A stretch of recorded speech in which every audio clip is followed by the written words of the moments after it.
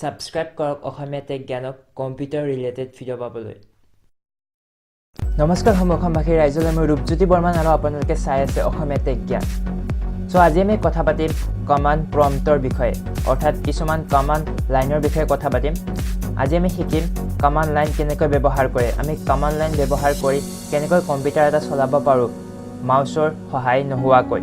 এইটো এটা মোৰ সৰু ৩-৪টা মান ভিডিঅ'ৰ এটা সৰু চিৰিজ হ'ব কমাণ্ড প্ৰম্পটটো। তেন্তে বলক।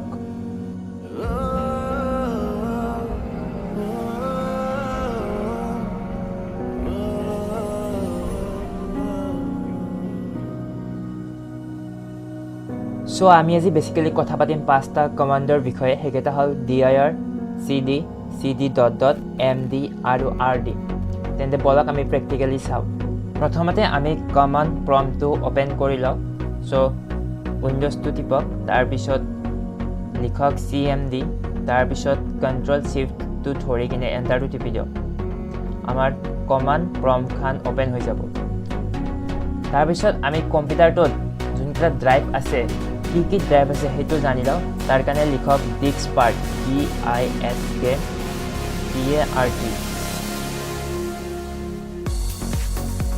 তাৰপিছত লিখক লিষ্ট ভলিউম, LISTVOLUME। চাওক, ইয়াত দেখা পাইছে আমাৰ ইয়াত ড্ৰাইভ আছে F, নিউ ভলিউম এটা ড্ৰাইভ আছে, E এটা ড্ৰাইভ আছে, আৰু যোনটো C ড্ৰাইভ আছে সেইটো চিষ্টেম ড্ৰাইভ হয়। আমাৰ ইয়াত দুটা ড্ৰাইভ আছে F আৰু E। আমি গম পালোঁ কি ড্ৰাইভ আছে। এতিয়া আমি ডিস্ক পাৰ্টৰ পৰা বাহিৰলৈ ওলাই আহোঁ। তাৰ কাৰণে লিখক এক্সিট। এতিয়া আমি আছোঁ C ড্ৰাইভৰ ভিতৰত, উইণ্ড'জ ফল্ডাৰটোৰ ভিতৰত, তাৰপিছত আছে চিষ্টেম 32 ফল্ডাৰটোৰ ভিতৰত। আমি এতিয়া যাম F যোনটো ড্ৰাইভ আছে F ড্ৰাইভৰ ভিতৰত। তাৰ কাৰণে লিখক F আৰু কলন। আমি ইয়াত চাব পাৰে C2 চেঞ্জ হৈ যায় F হৈ গ'ল, মানে আমি এতিয়া আছোঁ F ড্ৰাইভটোৰ ভিতৰত। এতিয়া F ড্ৰাইভৰ ভিতৰত কি ফল্ডাৰ আছে আমি চাওঁ। গতিকে কোনো এটা ড্ৰাইভ বা কোনো এটা ফল্ডাৰৰ ভিতৰত কি ফল্ডাৰ বা কি ফাইল আছে সেইটো চাবৰ কাৰণে আমি ডাইৰেক্টৰী যোনটো কমাণ্ড আছে সেইটো ব্যৱহাৰ কৰোঁ। তাৰ কাৰণে লিখক dir আৰু এণ্টাৰ। চাওক, ইয়াত দেখা পাইছে দুটা ফাইল আৰু এটা ডাইৰেক্টৰী আৰু ফল্ডাৰ ছেমে হয়। ইয়াত কোনটো ডাইৰেক্টৰী অৰ্থাৎ কোনটো ফল্ডাৰ আছে ইয়াত 222, তিনিটা 2 নামৰ এটা ফল্ডাৰ আছে, আৰু এটা ইমেজ আছে আৰু এটা PDF ফাইল আছে। যদি আমি এটা ইমেজটো অ'পেন কৰিব লাগে, আমি কেনেকৈ অ'পেন কৰিম? জাষ্ট ইমেজৰ নেমটো লিখক, কি নাম আছে img123.jpg। তাৰপিছত এণ্টাৰ কৰক। ইমেজটো অ'পেন হৈ গ'ল।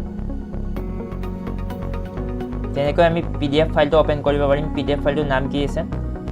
PDF ফাইলটোৰ নাম আছে short.pdf। লিখক SHORT short.pdf আৰু কৰক এণ্টাৰ। চাব পাৰে PDF ফাইলটো অন হৈ গ'ল। এনেকৈ আমি ফাইলবোৰ অ'পেন কৰিব পাৰোঁ, ফটো অ'পেন কৰিব পাৰোঁ। মই এটা বেলেগ ড্ৰাইভত গৈছোঁ, মই নেক্সট ড্ৰাইভটোত গৈছোঁ মোৰ E ড্ৰাইভ। এই ড্ৰাইভটোত যাবৰ কাৰণে লিখক E আৰু লিখক কলন, তাৰপিছত কৰক এণ্টাৰ। এই ড্ৰাইভৰ ভিতৰত সোমাই গ'লোঁ। এই ড্ৰাইভৰ ভিতৰত মোৰ কি ফল্ডাৰ আছে তাৰ চাবৰ কাৰণে আমি লিখিম কমাণ্ড dir। ইয়াত আহি গৈছে।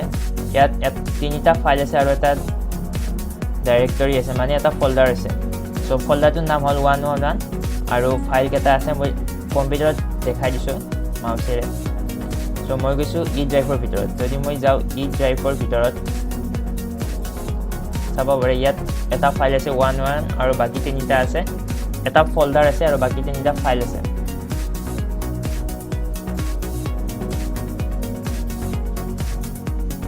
ইয়াতো দেখাইছে এটা ফল্ডাৰ আছে আৰু বাকী 3টা ফাইল ইয়াত চাব পাৰে। মই কাটি দিছোঁ। আৰু আমি যদি ইয়াত এটা MP4 মানে এটা ভিডিঅ' এটা আছে, যদি আমি প্লে কৰিব লাগে কেনেকৈ কৰিম? জাষ্ট নামটো লিখক 3id.mp4 আৰু ক্লিক কৰক।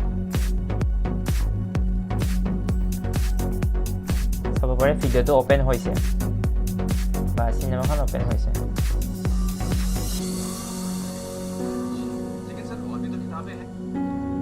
সো এনেকৈ কমান্ড প্ৰম্পট ইউজ কৰি বা কমান্ড লাইন ব্যৱহাৰ কৰি আপোনালোকে ভিডিও ইমেজ পিডিএফ যিকোনো ফাইল ওপেন কৰিব পাৰে যিকোনো ফল্ডাৰৰ ভিতৰত সোমাব পাৰে এটা মই আপোনাক আৰু এটা বস্তু দেখাই দিছো যেতিয়া মই এতিয়া 11 তিনিটা 1 নম্বৰ যোনটো ফল্ডাৰ আছে হেতু ফল্ডাৰৰ ভিতৰত সোমাম সো লিখক আমি যেতিয়া এটা ফল্ডাৰৰ পৰা নেক্সট ফল্ডাৰৰ ভিতৰত সোমাও তেতিয়া আমি লিখো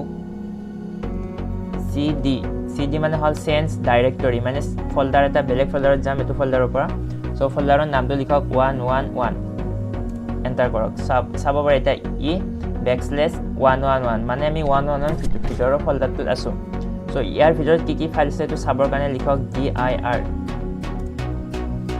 সো দেখা পাইছে ইয়াত কেনেকুৱা কি ফাইল আছে cap এক্সট্ৰা এনেকুৱা ধৰণৰ কেইটামান ফাইল আছে সো এতিয়া আমি পুনৰ ঘূৰি যাবৰ কাৰণে ড্ৰাইভটোত ঘূৰি যাবৰ কাৰণে আমি যেনেকৈ মাউচেৰে বেকত ক্লিক কৰি ঘূৰি যাওঁ সো ইয়াত ঘূৰি যাবৰ কাৰণে আমি ব্যৱহাৰ কৰিম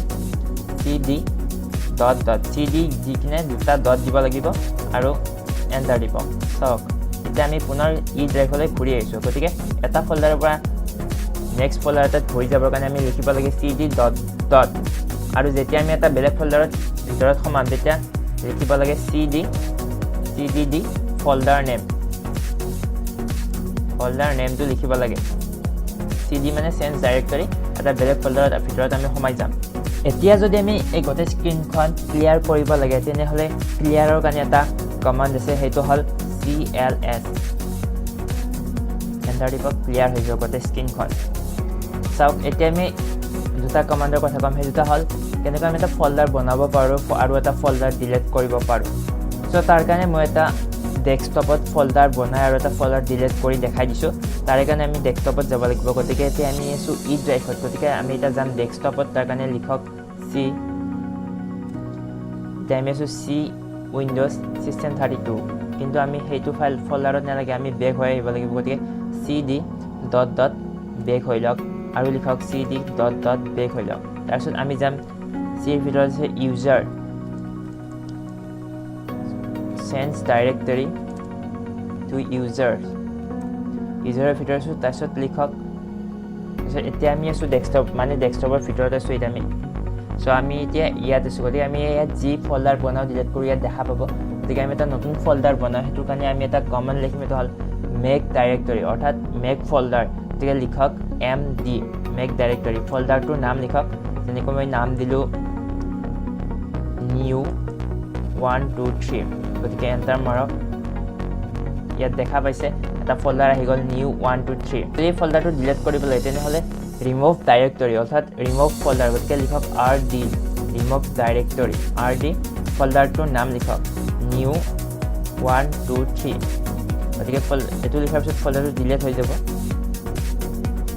চাওক ফল্ডাৰটো ডিলিট হৈ গল এইটো ভিডিঅ'ত একেটাই কমান্ড লাইনৰ বিষয়ে কথা পাতিলো আৰু নেক্সট ভিডিঅ'টোত আমি আৰু বেলেগ কেইটামান কমান্ড লাইনৰ বিষয়ে কথা পাতিম আৰু যদি আপুনি কম্পিউটাৰ ভাল পায় আৰু কম্পিউটাৰৰ লগত ৰিলেটেড ভিডিঅ' চাব বিচাৰে তেনেহলে মোৰ চেনেলটো নিশ্চয় সাবস্ক্ৰাইব কৰিব আজিলৈ ইমানে ধন্যবাদ